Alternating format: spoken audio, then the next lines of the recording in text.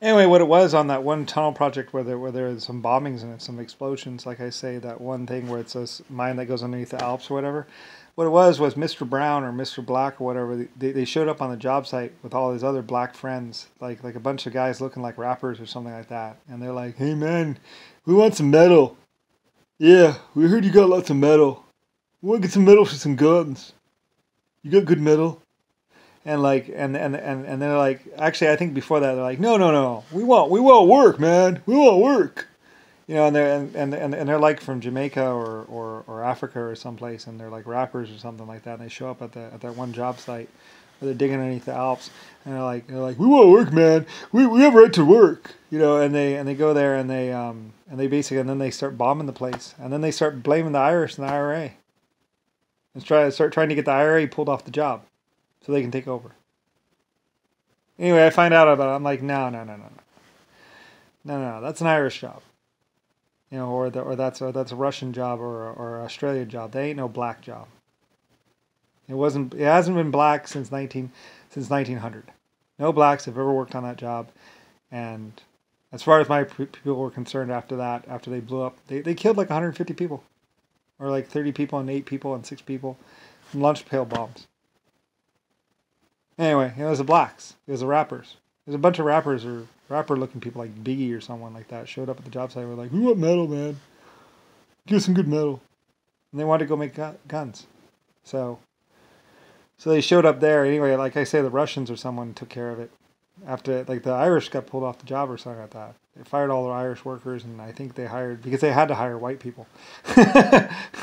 Like, both ways.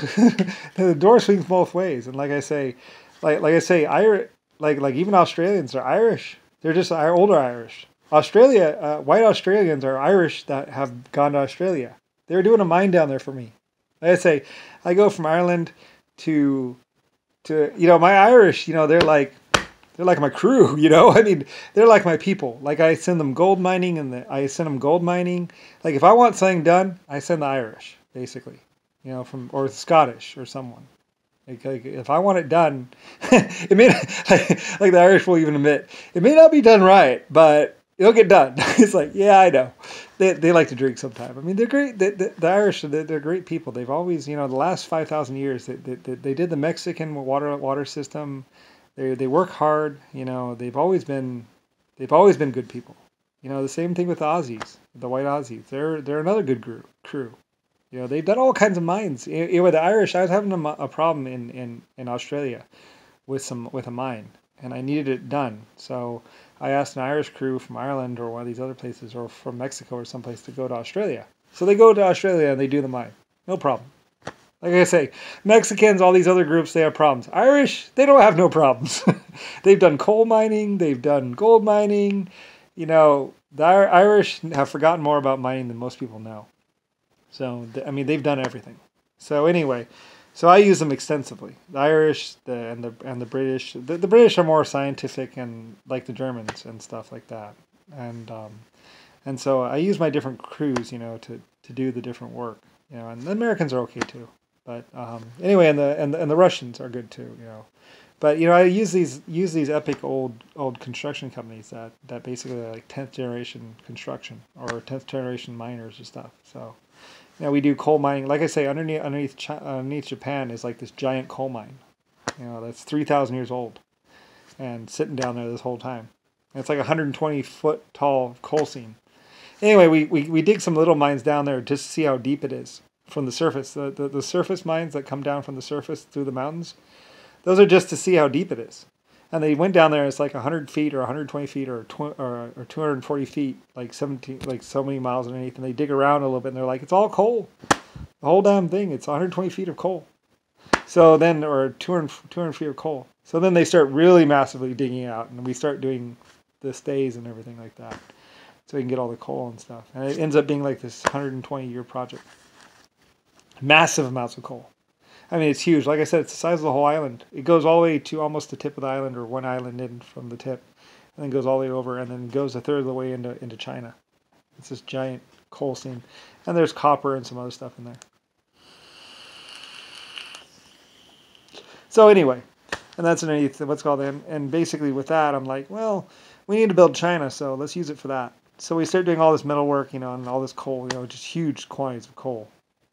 And in fact, I think we actually start digging a tunnel so we don't have to port it. We can export it out the top there, out of China or whatever, or I mean out of Japan, or there's another way. We dig all the way over and then we dig it up so we can take it out Japan directly. So we just have. I think they were taking out full on trains, just like full on trains, just like fill it up and then.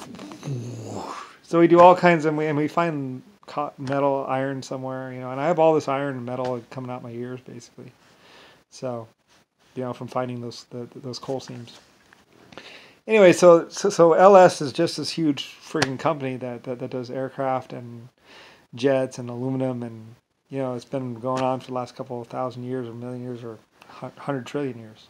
So I know where all these mines are, and I was mining since forever. Since I was since I was a computer, I was mining. So or whatever. So anyway. The problem was that the British and the Germans were both looking at the Japan coal seam, and they're like, well, it's going to drop in about 500 years. I mean, it'll stabilize. They said it'll be stable for about 100 years or 150 years, but then eventually it's going to drop down. So what they do is after they mine it out to a certain extent, they fill it with sand, all the way up with sand, and then they blow it so it'll settle down. Or something. I think they might have even used nukes to blow the edges or something, so it goes, and then they can continue mining it. Because otherwise it could destabilize. I think, or maybe they don't blow it. Maybe they just let it sit there and it'll slowly ease down on itself. I forget exactly how, but they said after a couple of 100 years or whatever, it's going to destabilize and then fall down, basically. So we filled it with sand or waste rock or something like that. We just packed it under there, so it'll continue to settle over the years. And then we start digging out the what's called, and there's a problem of the sand because if we get a leak in the other coal seam, it'll empty out, and basically the whole island of Japan will basically go, the whole thing will just collapse in on itself, because once it starts going, it's going to continue going, and it'll fill up because if we dig out the other one, so we leave a little bit of coal, I think, coal seam until the very end, because there's sand and water back there, so. Now there's a question whether it'll leak and all that other stuff. And I think they might have even concreted it up or something like that. Like concrete in, like they built a wall down there. I'm not exactly sure what they did, to tell you the truth. But it's this massive project. It's like 150. Actually, I think they might have built a wall or something like that. Concrete. I forget. Anyway, to keep the sand, and then leave like a couple 100 feet of coal or something, and then dig out, because it's like this 3-mile long coal seam.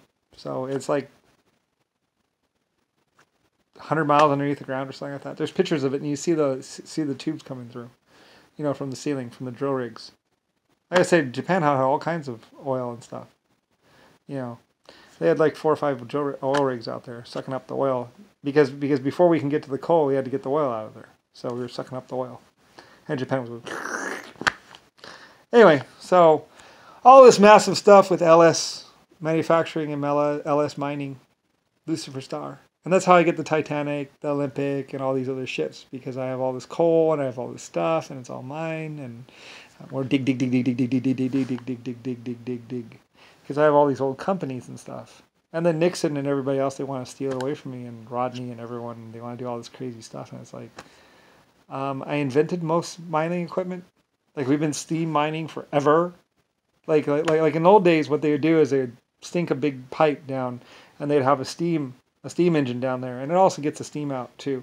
And we also built on one of them where the steam comes up out the pipe, or saying no, it's the air. Anyway, we built this one little recuperating chamber. That's another thing with steam engines too. We have a recuperation chamber, so it comes out of the pistons, and then it goes back into this other tank where the water cools off, and then it comes back into the boiler tank, and then we pump it back into the boiler tank. That's right. No, yeah, that's right. We pump it over and pump it out.